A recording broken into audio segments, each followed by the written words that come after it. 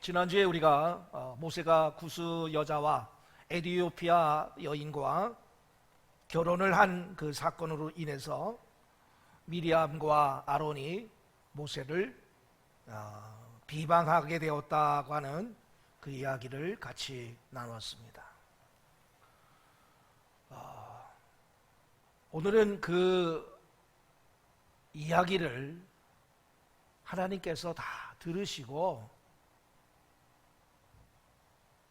미리암과 아론에게 징계를 내리시는 그러한 모습을 우리가 살펴보면서 우리의 삶 속에서 하나님이 중심이 되는 삶을 살아가고 있는가, 오지 아리순을 돌아볼 수 있는 복된 시간이 될 수 있기를 바랍니다. 자, 하나님이 임재하심으로 하나님이 개입하십니다. 판결을 내리시죠. 2장 하반절을 보게 되면 이렇게 성경은 기록하고 있습니다. 여호와께서 이 말을 들으셨더라. 하나님께서 우리의 말을 듣고 계셔요. 민수기 14장 28절 말씀에 보면 여호와의 말씀에 내 삶을 두고 맹세하노니 너희 말이 내 귀에 들린 대로 내가 그대로 행하리라고 말씀을 하고 계십니다. 하나님께서 맹세하셨어요. 그 이야기는 뭡니까? 하나님께서 반드시 너희들의 말에 하나님이 귀를 기울이고 계시다라고 하는 그러한 말씀을 우리에게 전하고 있는 거예요. 미리암과 아론이 모세를 비방하는 말을 할 때 하나님이 즉시 들으셨어요. 그러니까 여러분들이 소근소근 거리는 소리, 뒷담화하는 소리, 중상모략하는 소리, 비방하는 소리, 안 좋은 소리도 물론 듣지만 하나님께서 좋은 말, 긍정적인 말, 사랑합니다, 감사합니다, 축복합니다, 그런 말도 듣고 계시다라고 하는 것이에요. 우리나라 말에 낱말은 새가 듣고 밤에는 쥐가 듣는다 그러죠. 하나님은 낮에도 밤에도 다 듣고 계셔요. 여러분을 비방하는 자들의 그 독소를 듣고 계셔요. 그 누군가가 여러분들을 비방하는 그 소리를 하나님은 듣고 계시다라는 거예요. 그리고 반드시 그들에게 그 말에 대한 책임을 물으실 것이라는 거예요. 특히 미리암과 아론처럼 모든 백성 앞에 모범이 되어야 될 영적 지도자들이 여기서 실축하게 되면 하나님께서 그들을 반드시 징계하십니다. 하나님은 사랑의 하나님이시기도 하지만 우리들이 바른 길로 가게 하기 위해서 때로는 회초리로 징계를 하신다라는 거예요. 그래서 하나님은 믿음의 사람들이, 특히 영적인 위치에 있는 사람들이 함부로 형제를 비판하기를 원치 않으셔요. 크리스찬들이 살아가면서 크리스찬들끼리 서로 물고 먹히고, 또 여러분들의 이웃과 여러분의 삶의 현장에서 그 누군가를 비판하는 것을 하나님은 결코 원치 않으셔요. 왜냐하면 우리 자신도 단점이 많기 때문입니다. 우리나라 속담에 털어서 먼지 안 나는 사람 없다는 거예요. 다 먼지 나게 돼 있어. 마태복음 7장 1절로 3절 우리 같이 읽어보겠습니다. 비판을 시작. 비판을 받지 아니하려거든 비판하지 말라. 너희가 비판하는 그 비판으로 너희가 비판을 받을 것이요 너희가 헤아리는 그 헤아림으로 너희가 헤아림을 받을 것이니라. 형제의 눈 속에 있는 티는 보고 네 눈 속에 있는 들보는 깨닫지 못하느냐. 세상 사람들이 우리를 보고 뭐라고 하냐면 비웃기를 예수 믿는 사람들은 죽어도 입만 둥둥 뜬대. 그 이야기는 뭐래요? 말은 잘하는데 삶에 열매가 없다는 거예요. 여러분, 하나님이 쓰시는 사람이 되고 싶다면 남을 비판하는 버릇을 버리셔야 돼요.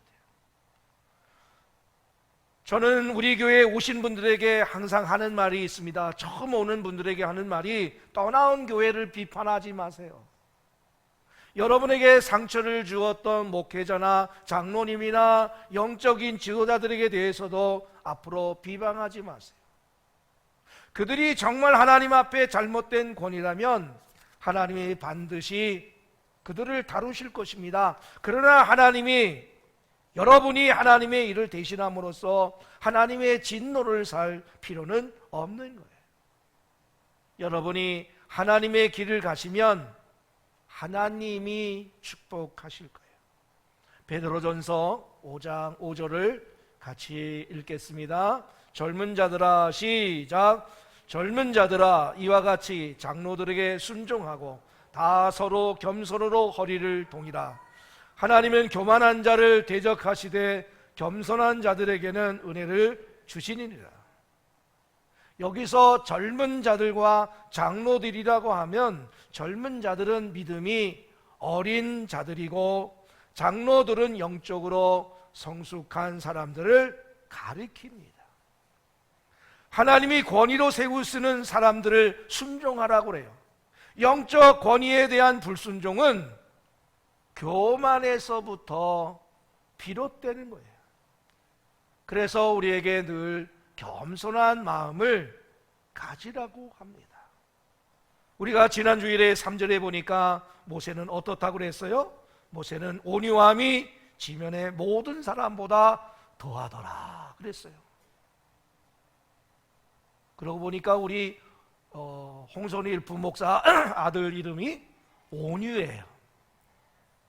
여러분, 사람이 그 이름을 짓게 되면 부모가 끊임없이 책임을 지고 기도해야 돼요. 우리 주변에 보면은 어떤 사람들은 그런 하나님의 뜻의 이름을 가지고 이름을 지은 그런 사람들이 많이 있습니다. 그런데 그 이름과는 별개로 살아가는 그런 사람들이 우리 주변에 얼마나 많은지 몰라요. 그래서 오늘 말씀을 통해서 우리 자신을 한번 돌아보았으면 좋겠습니다. 교만하면 영적 권위에 대해서 거역하게 됩니다. 내가 너보다 못한 게 뭐냐? 그런 마음을 교만이 줍니다. 그런 마음을 가지고 있으면 마귀는 마음껏 장난질을 칠 수 있어요.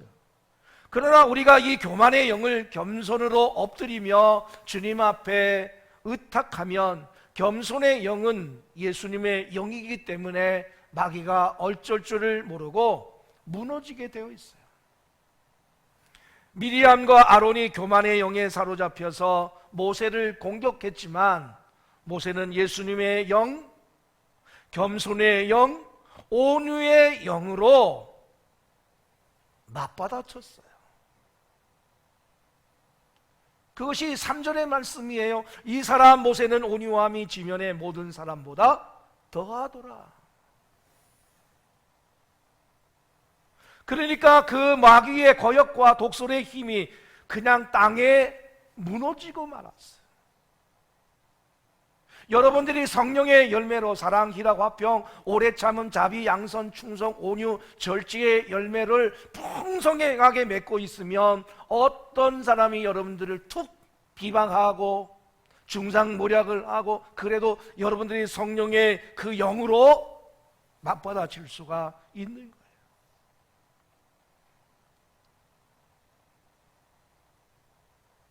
여러분, 하나님이 어떤 권위를 여러분 위에 일정 기간 허락하신 것은 다 뜻이 있어요. 여러분보다 나이도 어리고 영적인 연수도 어린 사람이 속해 인도자가 될 수도 있고 속장이 될 수 있어요. 다 이유가 있습니다. 하나님이 여러분에게 축복을 주시려는 뜻인 줄을 믿고 그 권위에 여러분들이 순복해야 합니다. 그 권위자의 단점이 간혹 보여도 그것은 하나님이 언젠가 그를 다루실 것을 알아야 돼요. 지금도 하나님께서는 저를 비롯해서 우리 모든 사람들을 말씀으로 우리를 자꾸 다듬어 가고 있어요. 여러분, 산 위에 있는 나무 돌들을 보게 되면 그 돌들이 굉장히 날카로워요. 그런데 그 돌들이 이제 쪼개져 나와가지고서는 굴러가지고 바닷가에 간 그 돌들을 보세요. 바닷가에 있는 돌들은 전부 다가 맹글맹글해요. 그런 것처럼 우리가 하나님의 온전한 쓰임을 받기까지는 많은 시간들이 필요해요. 어떤 사람은 자기가 하나님이 모르는 것을 알고 있다고 생각합니다. 아닙니다. 여러분한테 보이는데 하나님한테 안 보이겠습니까? 하나님이 반드시 하나님의 방법으로 다루실 텐데 하나님이 하셔야 될 일을 여러분이 나서면 하나님이 싫어하시는 거예요. 자, 4절로 5절 말씀을 같이 읽어보겠습니다. 하나님 여호와께서 시작. 여호와께서 갑자기 모세와 아론과 이르시되 너희 세 사람은 회막으로 나아오라 하시니 그 세 사람이 나아가매 여호와께서 구름 기둥 가운데로부터 강림하사 장막문에 서시고 아론과 미리암을 부르시는지라 그 두 사람이 나아가매. 갑자기 회막으로 부르셨어요. 회막은 하나님과 사람이 만나는, 사람이 하나님을 예배하는 거룩한 땅이에요. 권위에 대항하는 사람들은 보통 회막 바깥에서 수군수군 거립니다.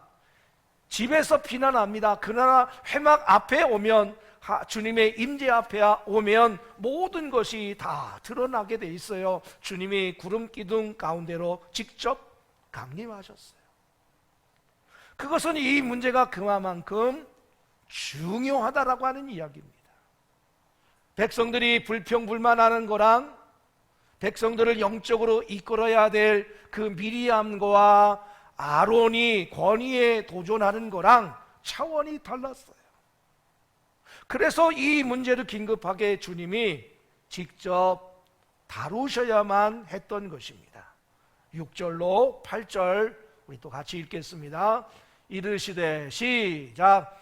이르시되 내 말을 들으라. 너희 중에 선지자가 있으면 나 여호와가 환상으로 나를 그에게 알리기도 하고 꿈으로 그와 말하기도 하거니와 내 종 모세와는 그렇지 아니하니 그는 내 온 집에 충성함이라.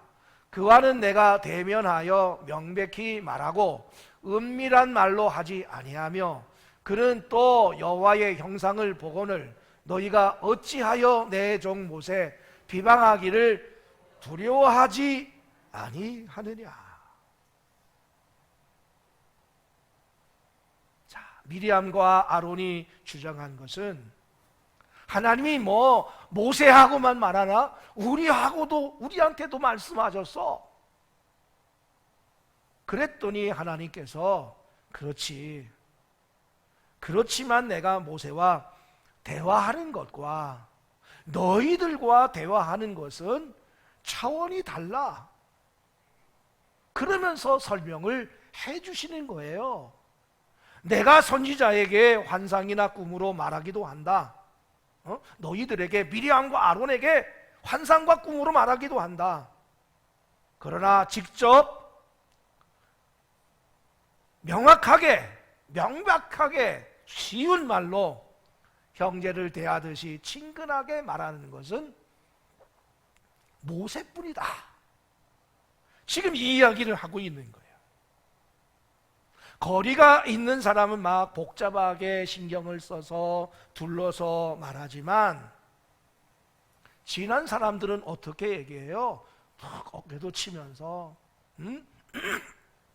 그러면서 이야기하잖아요. 그런데 그렇지 않은 사람들은 애둘러서 말할 수밖에 없는 거예요. 하나님과 모세가 그랬어요. 그냥 쉽게 간결하게 왜 친하니까. 24시간 모세는 하나님과 교제하면서 하나님의 음성을 들었어요. 그에게는 하나님의 형상을 보여주었습니다. 여기서 나오는 형상은 그냥 스치듯이 보여주는 것이 아니라 요한계시록에 나오는 어린 양의 보좌를 말하는 거예요. 하나님의 깊은 곳을 말하는 겁니다. 그의 존귀와 위엄과 영광을 그대로 모세한테는 다 보여주었어요. 그러니까 하나님이 모세를 데리고 들어가는 그 교제의 깊이는 보통 선지자들과는 차원이 달랐어요. 그들이 바닷가에서 그냥 철싹철싹거리는 것이었다면 모세는 아주 깊은 바다 가운데로 들어오게 하셨던 거예요.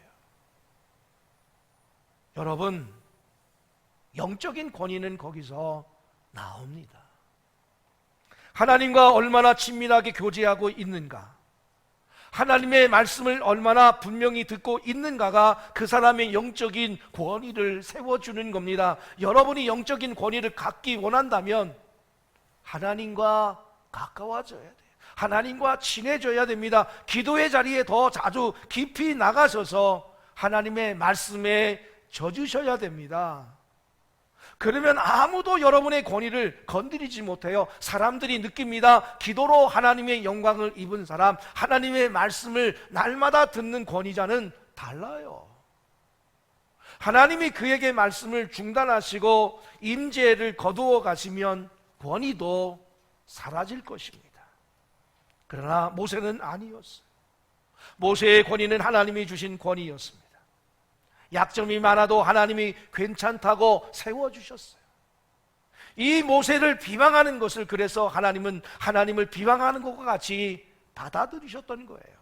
8절 하반부에 보니까 뭐라고 말씀합니까? 너희가 어찌하여 내 종 모세 비방하기를 두려워하지 않느냐 그랬어요. 두려워하지 아니냐. 하나님의 권위에 도전할 때 그것은 하나님에게 도전하는 것인데, 그러면 너는 하나님과 싸워야 된다. 하나님의 진노를 송두리째 받아낼 자신이 있느냐? 그것을 물어보고 있는 거예요. 너 두렵지 않느냐? 하나님의 권위에 도전하는 거다. 내가 모세를 세웠는데 왜 네가 비방을 하느냐라고 하는 거예요. 여러분, 좀 부족해 보여도 하나님이 세우신 권위는 하나님이 직접 내리실 때까지는 건드리면 안 돼요. 여러분, 사울 왕을 보세요. 사울 왕은 부족한 게 많은 사람이었지만 사울의 단점을 가지고 박사학위 논문을 써도 될 정도로 많은 사람이었지만 하나님의 때가 될 때까지 다윗은 그를 건드리지 않았습니다. 결정적으로 그를 쥐도새도 모르게 죽일 수 있는 기회가 2번이나 있었음에도 불구하고 건드리지 않았어요. 왜냐하면 잘못된 권위를 내리실 그 타이밍과 방법은 하나님이 정하는 거예요. 하나님이 세우신 권위자였기 때문에 하나님이 내리시는 것이지 인간의 힘으로 내가 기회가 왔다, 저를 뒤통수에서 탁 한 대 쳐줘야겠다, 이것이 아니다라는 겁니다. 그러니까 좀 여러분이 세상을 살아가다가 억울한 일을 만날 수 있어. 힘든 일을 만날 수 있어. 그렇지만 여러분이 권위자를 건드리지 마세요. 잘 헤어지시고 축복하시고, 그러면 모든 것을 아시는 주님이 여러분을 축복하실 걸로 믿습니다. 하나님께서는 모세가 이 7절에 뭐라고 합니까? 내 온 집에 충 충성했다고 했어요. 나의 모든 일에 충성하는 사람이라고 했어요. 모세는 아주 신실하게 하나님의 인정을 받은 권위자였습니다. 하나님이 그렇게 인정해 주시면 되는 거 아니에요. 하나님이 인정해 주는 거예요. 근데 왜 우리가 흔드냐 그 말이에요. 이제 하나님께서 하나님이 세운 권위를 건드린 미리암과 아론을 이제 심판하시는데 그 심판이 무섭습니다. 심판 1단계 9절입니다. 같이 읽습니다. 여호와께서 시작. 여호와께서 그들을 향하여 진노하시고 떠나시매. 하나님은 하나님의 권위를 비방하는 자들에게 진노하시고 그들을 첫째 떠나셔요. 하나님이 떠나시면 끝이야. 하나님의 영이 떠나면 끝이에요. 사울 왕이 처음에 사무엘 선지자를 통해서 기름 부음을 받게 됐을 때 그에게 성령의 능력이 임하게 돼서 그가 막 예언을 하게 됐어요. 그런데 사무엘 선지자가 내가 다시 올 때까지 일주일을 기다리라고, 7일을 기다리라고 했는데 그 7일을 기다리지 못해 가니까 그 동안에 이제 블레셋이 쳐들어와 가지고 막 이 지역을 막 포위하고 공격해 들어올 준비를 하게 되니까 이 사울을 따르던 많은 군사들이 막 두려워 가지고 불안해 가지고 막 도망가는 거예요. 그러니까 이 사울 왕이 있다가 에봇을 가져다가 하나님 앞에 막 번제를 드리는 거예요. 아니 제사장이 할 것을 자기가 하는 겁니다. 7일째 되는 날 사무엘 선지자가 왔어요. 그가 사무엘에게 뭐라고 말합니까? 당신이 하나님의 말씀을 떠났기 때문에 하나님께서 당신을 떠났습니다. 하나님의 영을 당신에게서 거두어가 버리고 말았어요. 오늘 우리도 마찬가지입니다. 우리가 하나님의 말씀에 순종하지 않으면 하나님의 영이 떠나는 거예요. 그것은 미리암과 아론에게 주었던 모든 영적 리더십의 권위와 은사도 같이 떠났다고 하는 이야기입니다. 하나님이 떠나실 때 하나님의 평안이 떠납니다. 그분의 능력이 떠납니다. 지혜가 떠납니다. 인도하심이 떠납니다. 보호하심이 떠납니다.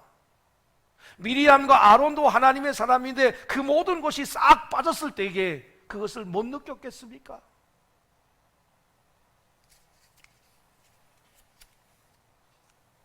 갑자기 등골이 서늘했을 거예요. 마치 정글 같은 세상에 무방비 상태로 홀로 버려진 것 같은 그런 것이었을 거예요. 계시도 끊기고 은혜도 끊기고 하늘문도 닫혀버렸어요. 여러분, 우리가 가장 기뻐해야 될 것은 하나님이 우리에게 오시는 것이고 우리가 가장 두려워해야 될 것은 하나님이 우리를 떠나시는 거예요. 하나님이 떠나시는 순간부터는 재앙입니다. 죽음이에요. 찬송가 446장 가사에 뭐라고 말합니까? 주 떠나가시면 내 생명 헛되네. 주님이 나를 떠나가시면 내 생명이 어때요? 기쁘나 슬플 때 늘 계시옵소서. 하나님이 떠나시면 그 리더의 기도는 끝납니다. 설교도 힘이 없어지고 사역을 해도 힘들기만 하고 열매가 없고 서늘해지는 거예요. 심판 2단계 10절입니다. 구름이 시작. 구름이 장막 위에서 떠나갔고 미리암은 나병에 걸려 눈과 같더라. 아론이 미리암을 본즉 나병에 걸렸는지라. 나병에 걸려요. 검은 피부의 구수 여인을 아내로 들였다고, 모세가 아내로 들였다고 그렇게 공격했던 미리암에게 참 얄궂습니다. 피부가 저주받아 비틀려버리는 나병이 와요. 이 구수 여인은 흑인이에요. 에티오피아 여인이에요. 그런데 문둥병이 걸리는 거야. 피부병에 걸리는 거야. 피부암에. 하나님의 저주가 담긴 병이라고 했던 그 나병이 오는데, 그것도 하얗게 되는 나병이 최악으로 발전된 상태에서 그에게 임했어요. 시기와 질투로 영적인 지도자를 함부로 건드렸던 미리암에게 가장 수치스러운 징계가 왔어요. 여러분, 오늘 말씀을 읽으면서 참 말씀이 희한하다라고 하는 생각 안 들었습니까? 1절에 보니까 미리암과 아론이 함께 모세를 비방했다고 성경은 기록하고 있습니다. 그런데 왜 미리암만 나병에 걸렸을까? 아론도 걸려야 하잖아요. 이게 공평하지. 여러분, 성경을 읽으면서 이런 의문을 좀 가져야 돼. 왜 이랬을까? 지난주일에 힌트를 드렸죠? 성경에 앞에 나오는 이름이 있다는 거 아니니 그건 그 사람이 주동을 한 거야. 이 미리암이 주동을 한 거야. 야, 모세가 구스 여인과 결혼을 했어.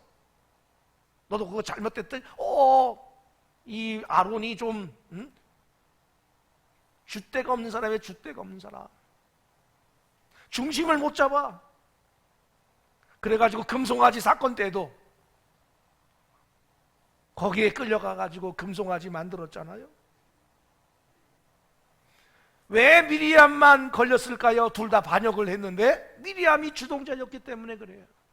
그런데 아론은 미리암이 나병에 걸린 것만 보고도 반쯤 죽었어요. 덜덜덜덜덜 떨었을 거예요. 정신적으로 트라우마에 걸렸습니다. 다리가 후들후들 떨렸어요. 자기에게는 어떤 심판이 올까? 그래서 절사적으로 모세한테 살려달라고 합니다. 11절 시작. 아론이 이에 모세에게 이르되 슬포도다. 내 주여, 우리가 어리석은 일을 하여 죄를 지었으나 청하건대 그 벌을 우리에게 돌리지 마소서. 야, 얼마나 시겁을 했던지 동생한테 내 주여 막 주님이라고 부르면서 벌벌 떨어요. 하나님이 얼마나 모세와 함께 하는지를 알았기 때문에 그런 것입니다. 왜 아론이 하나님한테 살려달라고 하지 않고 모세에게 빌었을까요? 심판 1단계, 하나님이 떠났잖아요. 하나님이 떠나가시면서 이제 아론은 하나님과의 교제가 끊겨버렸어요. 이제는 모세의 중재를 통해서만 그 끊어진 교제가 회복된다고 하는 것을 아론도 안 거예요. 자, 그런데 우리 모세가 정말 착해요. 우리 같으면 자기를 거역하다가 나병이 걸린 누나를 보면서 아유, 그거 쌤통이다. 한 며칠 고생해봐라. 이랬을 텐데. 여러분은 어때요? 여러분을 비방하고 여러분에게 중상모략하고 시기하고 질투하는 사람들이 그렇게 병에 딱 걸리면 그거 쌤통이다. 아니, 이불 속에 들어가가지고 그냥 막 웃을 거야. 야, 그런데 모세가 그러지 않았어요. 자기를 변호하지도 않고 복수하지도 않았어요. 오히려 형의 말을 듣고 누나를 불쌍히 여겼습니다. 그래서 큰 소리로 기도합니다. 모세가 중재합니다. 13절 시작. 모세가 여호와께 부르짖어 이르되 하나님이여 원하건대 그를 고쳐 주옵소서. 야, 모세가 여호와께 부르짖어라고 되어 있는데 영어 성경에 보니까 cried out이라고 되어 있더라고요. 그냥 기도한 것이 아니라 막 울면서 기도했어. 자기를 비방했는데, 구스 여인과 결혼했다고 그렇게 비방했는데, 떠들고 다녔는데, 그를 위해서 울면서 기도합니다. 정말 애타게. 이것은 십자가 위에서 자기를 십자가에 못 박고 조롱하는 무리들을 위해서 애타게 용서하신 예수 그리스도의 기도예요. Father, forgive them. 아버지, 저들의 죄를 용서하여 주옵소서. 이 순간에 모세에게 예수의 영이 임했어요. 예수님이 우리를 용서하시고 품으셨듯이 우리도 우리의 권위에 도전하는 사람을 용서하고 위해서 기도해야 됩니다. 다스림을 받는 자들에게 요구되는 것이 순종이라면 다스리는 자들에게 필요한 것은 바로 예수의 마음, 용서의 마음인 줄을 믿습니다. 하나님이 모세의 중보를 들으시고 미리암을 회복시켜 주셨지만 여기도 절차가 있었습니다. 14절 시작. 여호와께서 모세에게 이르시되 그의 아버지가 그의 얼굴에 침을 뱉었을지라도 그가 이래 동안 부끄러워하지 않겠느냐. 그런즉 그를 진영 밖에 이래 동안 가두고 그 후에 들어오게 할지니라 하시니. 자, 유대 사회에서는 아들이 심각한 죄를 지으면 아비가 침을 뱉는 관습이 있었어요. 가문의 명예를 더럽히고 하나님의 영광을 떨어뜨렸다는 것에 대해서 징벌입니다. 그러고 나서 7일간 공동체로부터 격리되어서 그가 뼈저리게 참여하고 나면 다시 받아줬어요. 지금 하나님께서 미리암을 고쳐주시기는 하겠지만 하늘 아버지께서 하늘의 권위에 도전한 그녀에게 침을 베푸신 거예요. 7일 동안 회개하라고 하신 겁니다. 자숙하고 돌아오면 너를 다시 공동체의 일원으로 받아주겠다는 거예요. 자, 여기서 우리는 회복이 되려면 모세의 중보도 필요하고 뼈를 깎는 회개와 참회의 기간이 필요하다고 하는 것을 알 수가 있습니다. 그렇지만 하나님께서는 미리암과 아론을 버리지 않았어요. 이 뒤로는 그들이 정말 잘 회복되어서 끝까지 모세를 잘 돕는 지도자가 되었어요. 그래서 징계가 필요한 겁니다. 히브리서 12장 11절 같이 읽겠습니다. 무릇 시작. 무릇 징계가 당시에는 즐거워 보이지 않고 슬퍼 보이나 후에 그로 말미암아 연단받은 자들은 의와 평강의 열매를 맺느니라. 시편 119편 67절과 71절에는 이렇게 말씀하고 있습니다. 고난이 내게 유익이라. 고난 당하기 전에 내가 그릇 행하였더니 고난이 내가 유익하다. 내가 고난을 통해서 지혜의 윤리를 배우게 되었다고 고백하고 있어요. 자, 그런데 미리암만 징계를 받은 게 아닙니다. 15절 읽습니다. 이에 시작. 이에 미리암이 진영 밖에 이래 동안 갇혀 있었고 백성은 그를 다시 들어오게 하기까지 행진하지 아니하다가. 자, 미리암과 아론이 그렇게 진영 밖에서 참여하고 있는 동안에 백성들도 행진하지 않았습니다. 모든 백성이 같이 회개하고 있었어요. 왜냐하면 하나님은 미리암과 아론에게 벌을 주시면서 백성들 안에 있는 미리암과 아론과 같은 그런 가능성을 죽이신 거예요. 미리암과 아론만 그랬습니까? 백성들 전체 안에 불순종의 영이 득실득실했어요. 그래서 미리암을 치면서 백성들에게도 회초리를 대신 거예요. 그래서 하나님의 거룩한 권위에 대해서 두려워할 줄을 알라고, 그래야 더 큰 재앙이 오는 것을 막는다는 겁니다. 하나님께서 그래서 백성들 전체에게 회개하라고 하는 때가 있습니다. 그때는 알아듣고 같이 회개해야 합니다. 에레미야가 3장 39절로 41절 같이 읽겠습니다. 살아있는 사람은 시작. 살아있는 사람은 자기 죄들 때문에 벌을 받나니 어찌 원망하랴. 우리가 스스로 우리의 행위들을 조사하고 여호와께로 돌아가자. 우리의 마음과 손을 아울러 하늘에 계신 하나님께 들자. 우리의 마음과 손을 아울러 하늘에 계신 하나님께 들자고 말합니다. 여러분, 교회 안의 분리와 분열은 영적 권위에 대한 거역에서 나오는 거예요. 권위를 회복하기 위해서 순종이 회복되어야 됩니다. 순종을 온전히 배우지 않은 사람이 남을 다스리는 권위자가 되면 큰일이 나는 거예요. 사실 오늘 설교는 담임 목사로서 다루기가 쉽지 않은 본문입니다. 잘못하면 목사한테 순종하지 않으면 벌 받는다, 이렇게 해석할 수가 있기 때문입니다. 그러나 오히려 이 본문은 저에게 있어서 두렵고 떨리는 마음으로 접근할 수밖에 없는 본문이었습니다. 하나님이 세우신 영적 권위자로서 내가 모세처럼 겸손하고 온유할 수 있을까? 하나님 앞에 엎드려 기도함으로 오직 하나님의 믿음의 방패만 의지하는 사람일까를 볼 때 너무나 부끄럽기 때문입니다. 그럼에도 불구하고 영적 권위에 대한 순종은 시대와 문화를 초월해서 성경이 우리에게 알려주는 하나님의 뜻입니다. 모세를 보세요.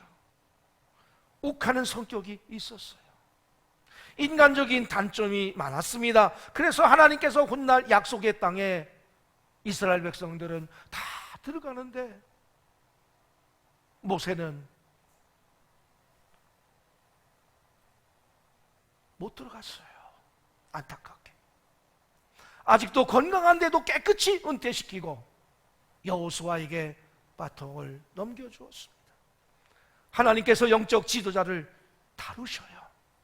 그러나 그것은 하나님이 하실 일이지 우리가 나설 일이 아니라고 하는 것입니다. 사랑하는 봉평감리교회 지체되신 여러분, 최근에 교회도 민주화를 해야 된다고 하는 움직임이 일각에서 일어나고 있습니다.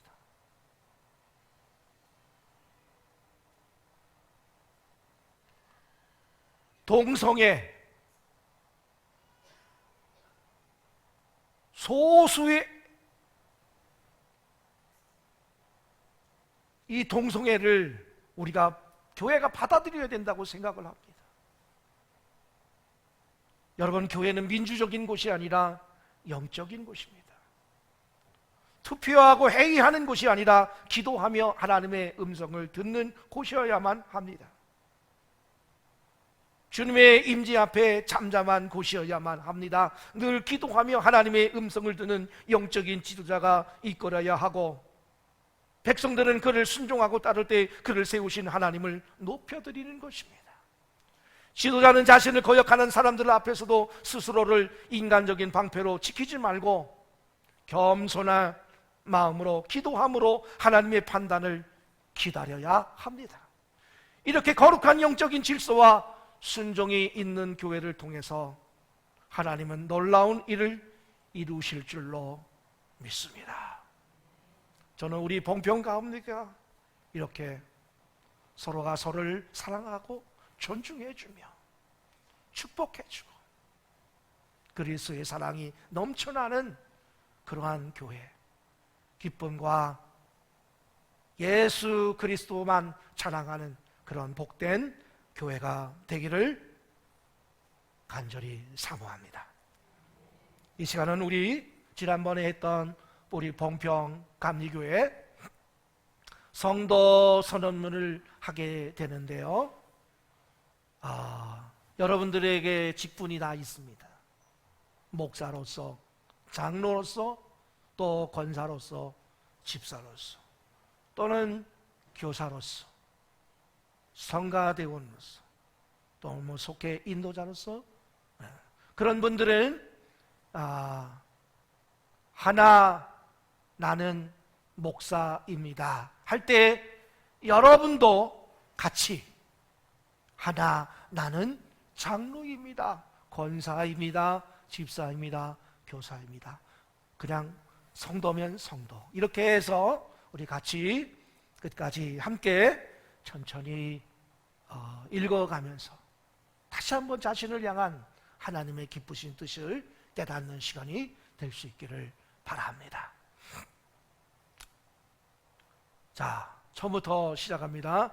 여러분들 같이 하는 거예요. 같이 대표도 다 같이 여러분들의 직분을 넣어서 고백하는 겁니다. 하나 나는, 여러분들 같이 하나 나는 목사입니다. 평생 성경을 묵상하는 말씀의 사람, 항상 기도하는 성령의 사람이 되겠습니다. 하나 나는 목사입니다. 어떠한 핍박과 오해와 억울한 일도 주님 십자가 생각하며 참고 견디겠습니다. 하나 나는 목사입니다. 평생 돈과 이성과 권력과 명예의 유혹에 무릎 꿇지 않겠습니다. 하나 나는 목사입니다. 경건한 말과 겸손한 섬김으로 모든 이들에게 모범이 되겠습니다. 하나 나는 목사입니다. 진심으로 이웃을 사랑하고 섬기되 특히 가난하고 병들고 외로운 이들을 깊이 사랑하겠습니다. 하나 나는 목사입니다.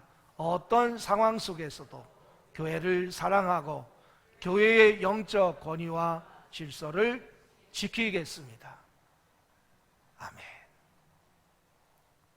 이 시간 우리 통성으로 기도하는 시간을 갖도록 하겠습니다. 오늘 에르미야 애가의 말씀처럼 우리의 마음과 손을 들어 올리며 함께 기도합시다. 같이 우리 통성으로 기도하는 시간을 갖도록 하겠습니다.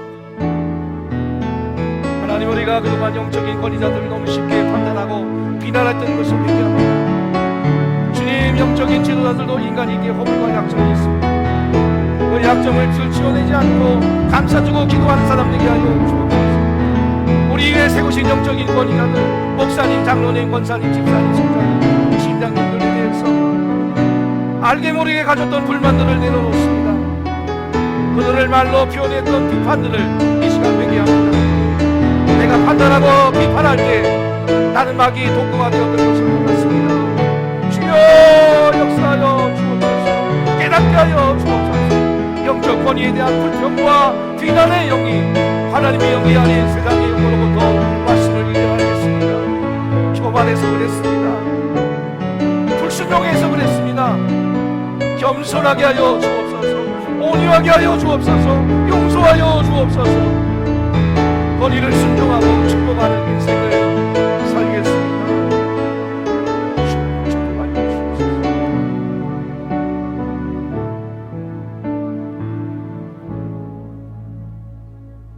우리 같이 가슴에 손을 대고 기도하겠습니다. 주여, 우리가 감히 주님의 권위자로 세움을 받았는데 두렵고 떨리는 마음으로 이를 감당하게 하여 주옵소서. 늘 겸손히 기도하는 리더가 되게 하여 주옵소서. 인간적인 힘을 휘두르는 리더가 되지 않게 하여 주옵소서. 모세처럼 거역하는 사람들도 용서하는 온유한 사람이 되게 하여 주옵소서. 예수님을 닮은 섬기는 지도자가 되게 하여 주시옵소서. 예수님의 이름으로 기도했습니다. 아멘.